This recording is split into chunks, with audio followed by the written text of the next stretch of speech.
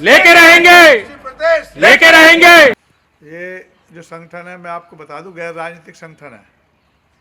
और जो हमारा संविधान है उसमें साफ लिखा है, जो बड़ा पदाधिकारी है अगर वो चुनाव लड़ेगा एमएलए एमपी का तो इस्तीफा देना पड़ेगा। मुझसे पहले अध्यक्ष थे, वो मेयर का चुनाव लड़े, एमएलए का लड़े, उन्होंने इस्तीफा दे दिया, फिर मुझे जिम्मेवारी दी गई। तो ये मुहिम पता तो सबको है कि भाई छोटा प्रदेश होगा, इसकी आबादी जो है करीब 28 करोड़ है यूपी की। इससे 4 देश बड़े हैं केवल जनसंख्या के हिसाब से यूपी से। ये 5वें नंबर का देश है जनसंख्या के हिसाब से। उसी मुहिम को लेकर हम चले हैं।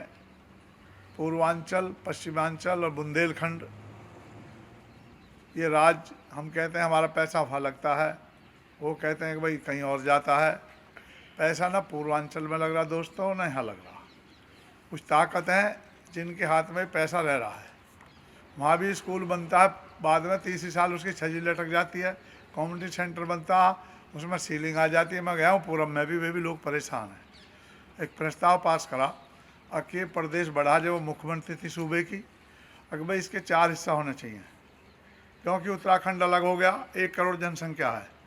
और हम जो कह रहे हैं छोटा प्रदेश, जब यह लेख बन जाएगा हमारा पश्चिम प्रदेश 27 जिलों का, जब भी इसकी जनसंख्या 8 करोड़ होगी, छोटा नहीं बनेगा, जब भी बड़ा प्रदेश रहेगा और सबसे गौरवशाली प्रदेश होगा।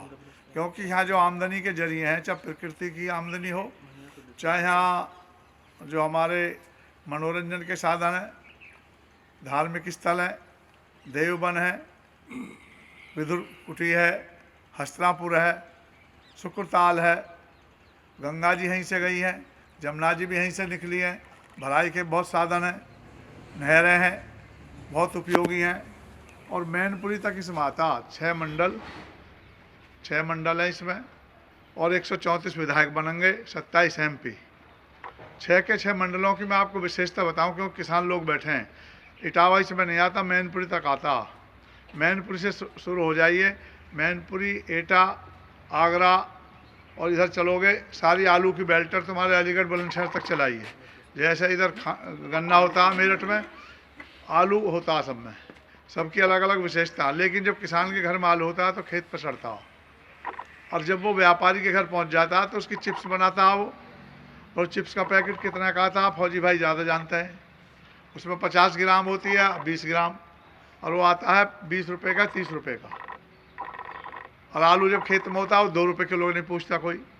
अगर सरकार ने प्रमोट करा होता किसानों को अंतर्राष्ट्रीय लेवल पर, जिन देशों में आलू की ज़रूरत है, और वो भेजा होता और किसानों को साधन दिए होते, तो चिप्स किसान के खेत पर बनती, उसकी तरक्की होती, तो बेरोजगारी दूर होती और किसान भी समृद्ध होता।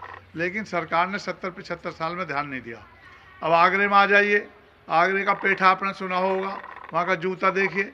लेकिन आज भी जो मोची हमारा भाई बना रहा है, वो कील ठोक रहा उसी से रख के, उसको भी तरक्की नहीं करी। अगर उसे प्रमोट किया होता तो अंतर्राष्ट्रीय लेवल पर आगरे का जूता और पेठे की मिठाई बिकती, तो कितने को रोजगार मिलता। बड़ी बड़ी फैक्ट्री लगती वहाँ, लेकिन फैक्ट्री उन्हीं बड़े लोगों की लगी जिनके हाथ में ताकत है, जिनके हाथ में सरकार है, जो सरकार को हिलाने की ताकत रखते हैं। वोट तो हमारा ले लिया जाता, लेकिन वही लोग चलाते हैं। अब फिरोजाबाद आ जाइए, वहीं फिरोजाबाद का नाम है सुहाग नगरी। सुहाग नगरी कहते हैं, वहाँ चूड़ियाँ बनती हैं, कांच का बहुत बड़ा काम है। अब भी हमारे बच्चे, नाबालिग बच्चे, उनमें लगे हैं। रोज़ाना पुलिस पकड़ती है, भाई बालकों का शोषण हो रहा है, वही भट्टियाँ चल रही हैं। और अब तो जब ज़्यादा दबाव पड़ा, उन्होंने वो काम बंद कर दिया और चाइना से माल आ रहा, जो चूड़ियाँ आती हैं। पहले हमारे यहाँ के भी कई लोग थे, हमारे गांव के थे लाला जी सिरिया, और वहीं से चूड़ी लाते थे और बेचते थे। उनको भी प्रमोट करा होता तो बहुत आगे होते। अब इधर आ जाइए, थोड़ा आगे नोएडा में, इधर सारा IT हब है। कितने कॉलेज खुल गए प्राइवेट, सैकड़ों कॉलेज हैं, लेकिन हमारे बच्चे उनमें 2% भी नहीं है, सब बाहर के बच्चे पढ़ रहे हैं। गाजियाबाद में भी यही हालत है। अब मेरठ चलो, बागपत, मुजफ्फरनगर, सारा गन्ने का काम है। लेकिन गन्ने में क्या है, गन्ने का रेट कितना है, वही 300, अब 20 रुपये बढ़ाएँ कर्नल साहब, 20 रुपये बढ़ाएँ, देखिए। और वो उसके भी पैसे 1 साल मिलते नहीं। और आपको बताऊं, किसान लोग बैठे हैं, जो मिल मालिक है, 1-1.5 साल पैसा रोक कर, हमारे कई मिलने वालों के मिल हैं, त्रिवेणी वालों के, औरों के भी हैं, उनका कहना है 1 साल किसान का पैसा रोक कर अगला मिल खड़ा कर देते हैं, किसान को ब्याज भी नहीं मिलता। तो इतना शोषण हुआ, सरकारों ने कभी कान खोल के इधर देखा नहीं। क्योंकि हमारी वो ताकत बिखरी हुई है, उस ताकत को मनवाने का काम करें। पीछे देखा था 3-4 महीने आंदोलन चला, 700 लोग शहीद हो गए, लेकिन वहीं से बहका के भेज दी कि माफ़ी तो मांग ली प्रधानमंत्री ने, जो उन्होंने कहता मैं किसी से दबता नहीं, आप लोगों की ताकत ने माफ़ी मंगवा दी। अब भाई कानून में वापस ले रहा हूँ, अब तक लागू नहीं हुआ। तो ताकत तो आपकी है, लेकिन बिखरे हुए हैं। अब इधर चले जाइए, मुरादाबाद, सुहाग है, बदायूं और ये जो ज़िले पड़ते हैं, वहाँ एक पिपरमेंट की खेती होती है। जो पिपरमेंट किसान उसका तेल निकालता है, पैदा करता है, और वो किसान के खेत पर सड़ता रहता है डिब्बों में। और जब वो पहुंच जाता है व्यापारी के यहाँ या फैक्ट्री मालिक के यहाँ, वही पिपरमेंट जो आपके मुंह में पान मान खते हो और सारा इत्र का तेल बनता है, सारी चीज़ें, वो फिर किस भाव बिकता है। इत्र के तेल की शीशी इतनी कितने में आती है? अभी 500 रुपये की है।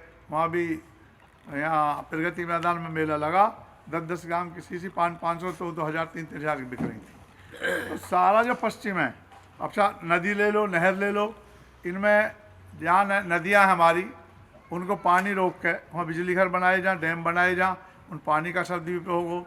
जहाँ पानी नहीं हो पानी जाए। तो दोस्तों मेरा एक पूरा धार्मिक स्थल ले लीजिए, धनकौर है, सब लोग जानते हैं द्रोणाचार्य की नगरी है, लेकिन कोई ईंट नहीं लग रही। आज अयोध्या में अरबों खरबों रुपया लगा दिया गया। भाई हमारे धार्मिक स्थलों को भी बढ़ाओ।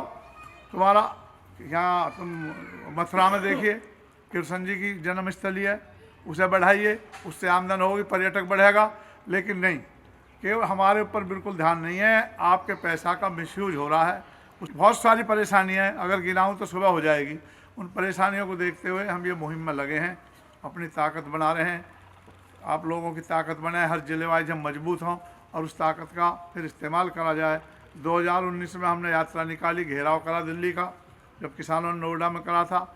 उसके बाद में हमने एक फिर यात्रा शुरू करी है, और उस यात्रा का मकसद ये है कि 27 जिलों की यात्रा पूरी करके और हम एक धरना दें दिल्ली के आसपास, जिसमें डासना तय किया गया है